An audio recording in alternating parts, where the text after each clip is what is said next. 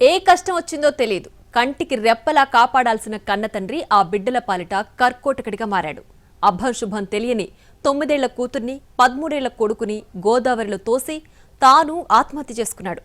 ముగ్గురి మృతితో గోదావరి తీర ప్రాంతం విషాదంలో మునిగిపోయింది. కోనసీమ జిల్లా మల్కీపురం మండలం లక్కవరం గ్రామానికి చెందిన తిరిగినేడు దుర్గాప్రసాద్తో పాటు అతని పిల్లలు మోహిత్, జాహ్నవి చించినాడ వంతెనపై నుంచి గోదావరిలోకి దూకిన ఘటన తీవ్ర కలకలం రేపుతోంది. అప్పటి వరకు సంతోషంగా ఉన్న ఆ కుటుంబంలో ముగ్గురు మృతి తీరని విషాదాన్ని నింపింది. చించినాడ వంతెనపై నుంచి ఎవరో ఇద్దరు దూకినట్టుగా గమనించిన ఆటో డ్రైవర్ సమీపంలోని చెక్పోస్టు వద్ద సమాచారం అందించాడు.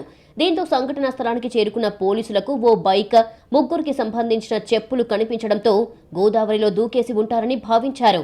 గోదావరిలో దూకిన వాళ్లు కోనసీమ జిల్లా మల్కీపురం మండలం లక్కవరం గ్రామానికి చెందిన తిరిగినేడు దుర్గాప్రసాద్తో పాటు అతని పిల్లలు మోహిత్, జాహ్నవిగా నిర్ధారించారు. బంధువులకు సమాచారం అందించడంతో వారు ఘటనా స్థలానికి చేరుకుని అక్కడున్న బైక్, పిల్లల చెప్పులు తమ వారికి చెందినవే అని గుర్తించారు. దుర్గాప్రసాద్కు ఎలాంటి ఆర్థిక ఇబ్బందులు లేకపోయినప్పటికీ భార్యతో ఇటీవల ఉన్న విభేదాల కారణంగా గొడవలు పడుతూ వస్తున్నారని సమాచారం.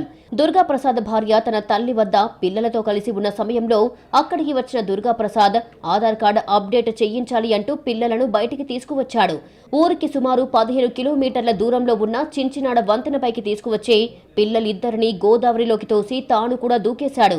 రాత్రి సమయం కావడం, గోదావరి పోటు ఎక్కువగా ఉండడంతో సహాయక చర్యలను చేపట్టడం కష్టంగా మారింది. ఉదయం గోదావరిలోకి దూకిన వారి కోసం గాలింపు చర్యలు చేపట్టినా ప్రయోజనం లేకుండా పోయింది. అయితే మంగళవారం సాయంత్రానికి దుర్గాప్రసాద్తో పాటు అతని కుమారుడు మోహిత్ మృతదేహాలను పోలీసులు గుర్తించారు. వంతెనపై నుంచి దూకేసిన జాహ్నవి మృతదేహం ఆచూకీ ఇంకా దొరకలేదు. పోస్టుమార్టం నిమిత్తం మృతదేహాలను రాజోలు ప్రభుత్వాసుపత్రికి తరలించారు.